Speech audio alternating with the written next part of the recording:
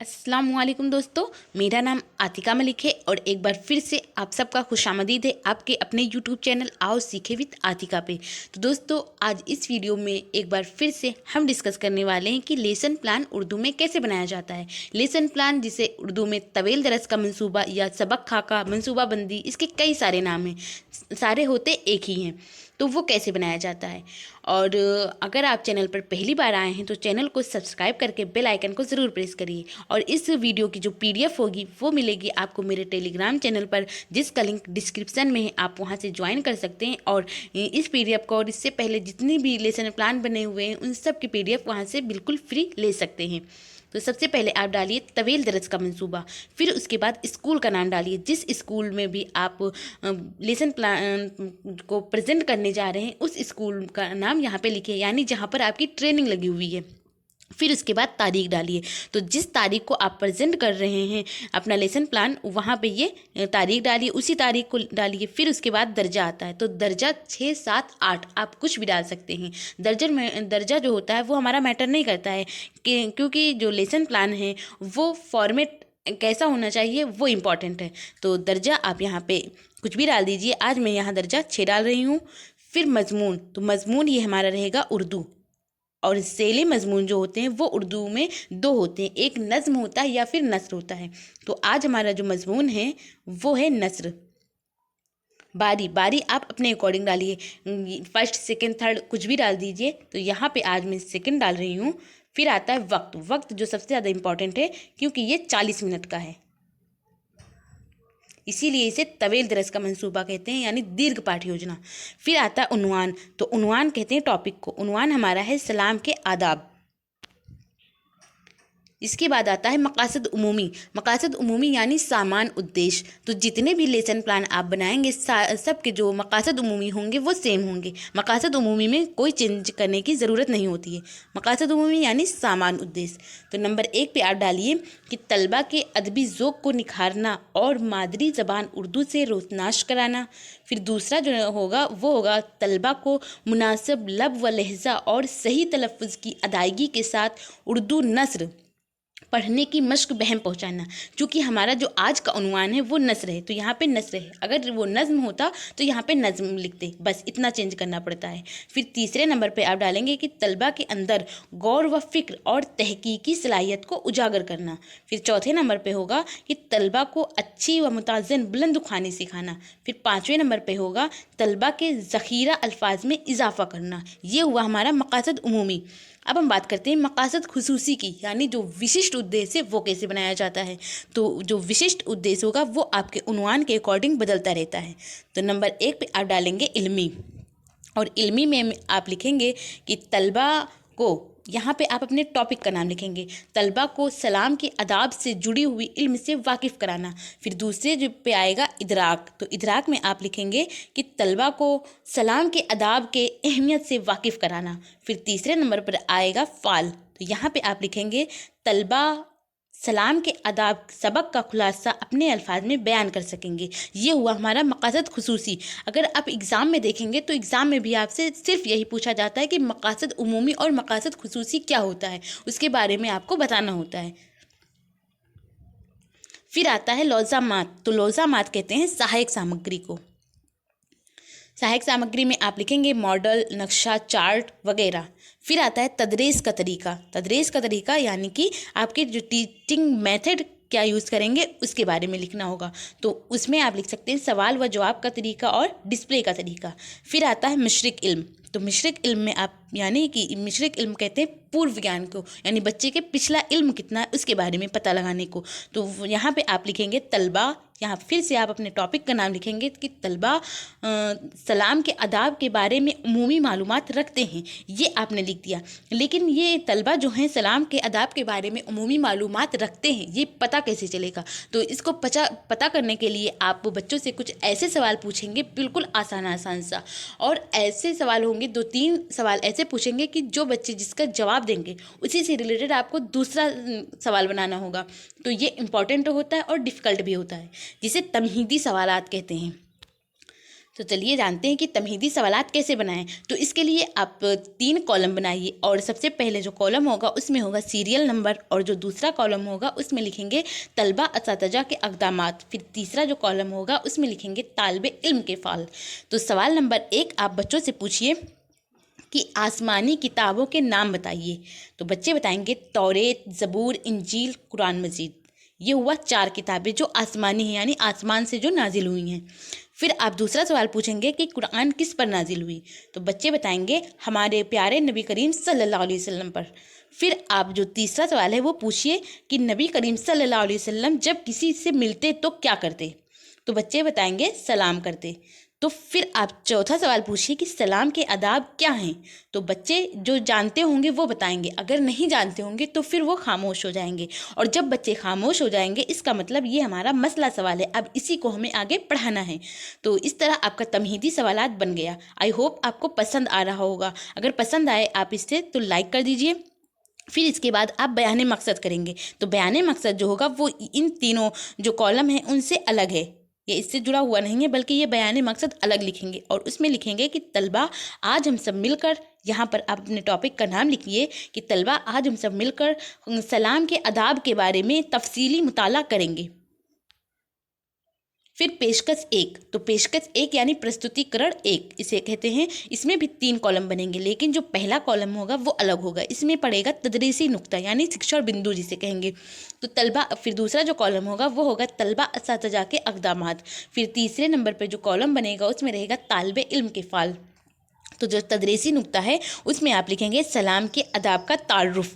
फिर आप क्या पढ़ाएंगे उसके बारे में है, तो यहाँ आप लिखेंगे कि जब किसी मुसलमान भाई से मुलाकात हो तो उसको अपने ताल्लुक़ और मसर्रत के इजहार करने के लिए अस्सलामु अलैकुम कहना चाहिए। सलाम कैसे करना चाहिए, तो अस्सलामु अलैकुम कहना चाहिए। और यहाँ पे लिखा हुआ है कि उसको अपने ताल्लुक़ यानी अपने ताल्लुक़ और मसर्रत के माने होते हैं खुशी के। तो जो खुशी का इजहार करने के लिए हमें सलाम करना चाहिए। हमेशा इस्लामी तरीके से सलाम कीजिए, यानी जो इस्लामी तरीका है अस्सलामु अलैकुम ऐसे करिए। बल्कि जो जदीद सोसाइटी है, जदीद सोसाइटी कदीम कहते हैं पुराना को, और जदीद मतलब जो नई सोसाइटी बनी हुई है उसके राइज किए हुए अल्फाज और अंदाज इस्तेमाल ना कीजिए। यानी जो नई कल्चर बन रही है, जो सलाम नहीं करते हैं कुछ और ही करते हैं मिलते हैं, तो उन चीज़ों से बचना चाहिए, हमें सलाम करना चाहिए। हर मुसलमान को सलाम कीजिए, यानी अगर किसी को आप जानते हैं तो उनसे करिए, और अगर नहीं जानते हैं वो मुसलमान है तो उससे भी आप सलाम कीजिए। तलबा क्या करेंगे, जब आप ये पढ़ा रहे होंगे तो बच्चे गौर से सुनेंगे। तलबा कहते हैं बच्चों को। फिर ये कितना समझा बच्चों ने जो आपने पेशकश 1 किया, इसके लिए अब आप बच्चों से समझने का सवाल करेंगे। तो समझने का सवाल आप हेडिंग डालिए 3 कॉलम में, और दूसरा जो कॉलम होगा उसमें लिखिए तलबा असातिज़ा के अक़दामात, और जो तीसरे में होगा वो होगा तालिबे इल्म के फ़ाल। तो जो पहला है उसमें आप पूछेंगे सवाल नंबर 1 कि हमें सलाम कैसे करना चाहिए। क्योंकि अभी आपने बच्चों को बताया है तो वो बताएंगे अस्सलामु अलैकुम। फिर दूसरा सवाल आप पूछिए कि मसर्रत के क्या माने होते हैं, तो बच्चे बताएंगे खुशी। फिर आप तीसरा सवाल पूछिए कि सलाम कैसी आवाज़ में करना चाहिए। तो ये अभी आपने बच्चों को नहीं बताया है तो बच्चे फिर से खामोश हो जाएंगे, और जब बच्चे खामोश हो जाएंगे इसका मतलब ये हमारा मसला सवाल है, यानी अब इसी को जो पेशकश दूसरा बनेगा इसी पे बनेगा। फिर आप पेशकश दूसरा डालिए। फिर 3 जो कॉलम है वो सेम वैसे ही बनाइए, और जो तदरीसी नुक्ता होगा उसमें सेम वैसे ही लिखिए सलाम के आदाब का तारुफ़। फिर आप क्या पढ़ाएंगे उसके बारे में है कि सलाम करने में हमेशा पहल कीजिए, यानी सलाम ये नहीं सोचना चाहिए कि कोई अगला इंसान हमसे करे तब हम करें, बल्कि खुद कहना। पहल मिस होता है शुरुआत, तो सलाम करने में हमेशा पहल करना चाहिए, हमेशा शुरुआत करना चाहिए। सलाम हमेशा ज़बान से ऊंची आवाज़ में कीजिए ताकि दूसरे शख्स उसको सुन सके। यानी जब हम सलाम करें तो इतनी धीरे ना करें कि खुद ही सुन लें, मतलब जिससे कर रहे हैं उसके कानों तक वो आवाज़ जानी चाहिए। जब आप छोटी टोली के साथ हों और ज़्यादा लोगों से मुलाकात हो जाए तो सलाम में पहल कीजिए। यानी जब ज़्यादा लोगों से आप मिलिए तो या ऐसे ही मिलिए, या जब जा रहे हैं कहीं तब मिलिए, किसी मजलिस में मिलिए या कहीं भी मिलिए, तो ऐसा करिए कि सलाम में पहल कीजिए। तलबा क्या करेंगे, तलबा गौर से सुनेंगे। फिर पेशकश दूसरे का जो कितना बच्चों ने समझा, इसके लिए फिर से आप समझने का सवाल पूछेंगे। तो समझने का सवाल में आप सवाल नंबर 1 पूछेंगे कि सलाम करने में हमेशा क्या करना चाहिए, तो बच्चे बताएंगे पहल। फिर आप दूसरा सवाल पूछिए कि सलाम कैसी आवाज़ में करना चाहिए, तो बच्चे बताएंगे ऊंची आवाज़ में। फिर तीसरा सवाल आप पूछिए बच्चों से कि किसी गैर मुस्लिम को सलाम कैसे करना चाहिए, क्योंकि ये अभी आपने बच्चों को नहीं पढ़ाया है, तो बच्चे फिर से खामोश हो जाएंगे। और जब बच्चे खामोश हो जाएंगे इसका मतलब ये हमारा फिर से मसला सवाल बन गया है। तो अब जो पेशकश तीसरा होगा वो इसी के अकॉर्डिंग बनेगा। तो पेशकश तीसरा डालिए, उसमें जो तदरीसी नुक्ता होगा वो सेम वैसे रहेगा, सलाम के अदाब का तारुफ। और अब तलबा असातिज़ा के अक़दामात क्या होंगे, तो उसमें आप लिखेंगे कि अगर आप किसी ऐसी जगह जाएं जहां पर कुछ लोग सो रहे हैं तो इतनी आवाज़ में सलाम करें कि जागने वाले सुन ले और सोने वालों की नींद भी ना खराब हो। यानी अभी हम लोगों ने जाना कि सलाम हमें तेज़ आवाज़ में, ऊंची आवाज़ में करना चाहिए, लेकिन अगर किसी ऐसी जगह आप जा रहे हैं जहाँ कुछ लोग जग रहे हैं और कुछ लोग सो भी रहे हैं, तो ऐसे सलाम मत करिए कि सोने वाला जग जाए, उसकी नींद खराब हो जाए। तो ऐसा नहीं करना चाहिए, बल्कि हमें जितने लोग जग रहे हैं उन तक आवाज़ सिर्फ पहुँचे और जो सो रहा है उसको उसकी खबर ना हो। फिर अगर आगे है कि अगर किसी गैर मुस्लिम को सलाम करने की ज़रूरत पेश आए, यानी गैर मुस्लिम कहते हैं जो मुसलमान नहीं होता, किसी और मज़हब का मानने वाला, तो वो होता है गैर मुस्लिम। तो उसको अस्सलामु अलैकुम के बजाय आदाब वगैरह के अल्फाज इस्तेमाल करना चाहिए, यानी हमें उनसे क्या करना चाहिए, आदाब करना चाहिए। तलबा क्या करेंगे, तलबा गौर से सुनेंगे। फिर इसके बाद आता है ब्लैक बोर्ड का काम। अगर आप सच में कहीं टीचिंग लगी हुई है, वहाँ आप पढ़ा रहे हैं बच्चों को, तो पेशकश 1 जब पढ़ाइए तो जो इम्पोर्टेंट आए उसमें उसी वक्त ब्लैक बोर्ड पर लिखते जाइए। और अगर आप इसे फाइल में बना रहे हैं तो इसको लास्ट में रखिए। ब्लैक बोर्ड का काम जो है इसको लास्ट में रखिए और इसके लिए आप एक ब्लैक पेपर लीजिए और यहाँ पे उसको चिपकाइए। फिर उसके ऊपर जो वाइट मार्कर आता है उससे लिखिए, बिल्कुल लुक ब्लैक बोर्ड का आना चाहिए। तो यहाँ पे आप लिखेंगे कि हर मुसलमान भाई से मुलाकात हो तो अस्सलामु अलैकुम कहना चाहिए। फिर दूसरे पे आप लिखेंगे कि हमें सलाम करने में हमेशा पहल करना चाहिए।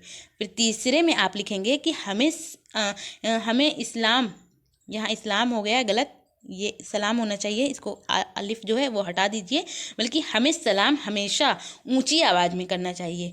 फिर चौथे पे रहेगा कि गैर मुस्लिम से आदाब वगैरह का इस्तेमाल करना चाहिए। फिर इसके बाद आप लिखेंगे मुआयना का काम। तो मुआयना के काम में आप लिखेंगे कि तलबा असातिज़ा तलबा को ब्लैक बोर्ड पर लिखे तहरीरी हक़ायक़ को लिखने का हुक्म देंगी और ख़ुद घूम घूम कर मुआयना करेंगी। यानी जो कुछ आपने ब्लैक बोर्ड पे अभी तक लिखा है तो वो बच्चों को कहेंगे कि अपनी कॉपी में से लिख लीजिए, और सिर्फ कहकर बैठ नहीं जाएंगे बल्कि खुद घूम घूम कर देखेंगे कि सारे बच्चे लिख रहे हैं या बातें कर रहे हैं। तो ये हुआ ब्लैक बोर्ड का काम। इसके बाद आता है तकरार का सवाल। तो अभी तक जो आप समझने का सवाल पूछते थे वो जो पेशकश 1 या 2 3 जब जो पढ़ाते थे तब तुरंत बाद उसको पूछ लेते थे, वो होता था समझने का सवाल। लेकिन ये तकरार के जो सवाल होते हैं ये होता ऐसा है कि जो पेशकश 1 2 3 जो शुरू से लेकर अब तक जितना भी आपने पढ़ाया है उनमें से कहीं से कुछ भी पूछ सकते हैं, वो होता है तकरार के सवाल। तो इसमें कम से कम आपको 5 क्वेश्चन पूछने होते हैं। तो सबसे पहले आप सवाल नंबर 1 पूछिए कि जब किसी मुसलमान भाई से मुलाकात हो तो क्या करना चाहिए, तो बच्चे बताएंगे अस्सलामु अलैकुम कहना चाहिए। फिर आप दूसरा सवाल पूछिए कि हमें हमेशा किस चीज़ में पहल करना चाहिए, तो बच्चे बताएंगे सलाम में। फिर आप तीसरा सवाल पूछिए कि पहल के क्या माने होते हैं, तो बच्चे बताएंगे शुरुआत, क्योंकि अभी आपने पढ़ाया है बच्चों को कि पहल के माने शुरुआत होता है।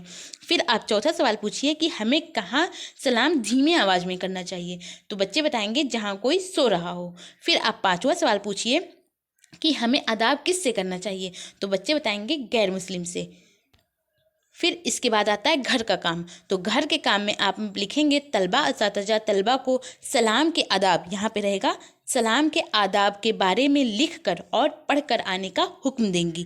फिर इसके बाद आप तनकीद लिखकर छोड़ देंगे, आगे कुछ नहीं लिखेंगे, बल्कि जो आपके टीचर्स होंगे जो आपको पीछे बैठे हुए ऑब्जर्व कर रहे होंगे, देख रहे होंगे कि आप कैसे पढ़ा रहे हैं, तो यहाँ पर वो अपना कमेंट लिखेंगे, अपना फीडबैक लिखेंगे, आपको आपके बारे में बताएंगे क्या कमियाँ हैं, क्या सुधार की ज़रूरत है और क्या आपने अच्छा किया। वो सारी अच्छी बुरी सारी चीज़ें यहाँ पर लिखेंगे, उसे तनकीद कहते हैं, समालोचना कहते हैं।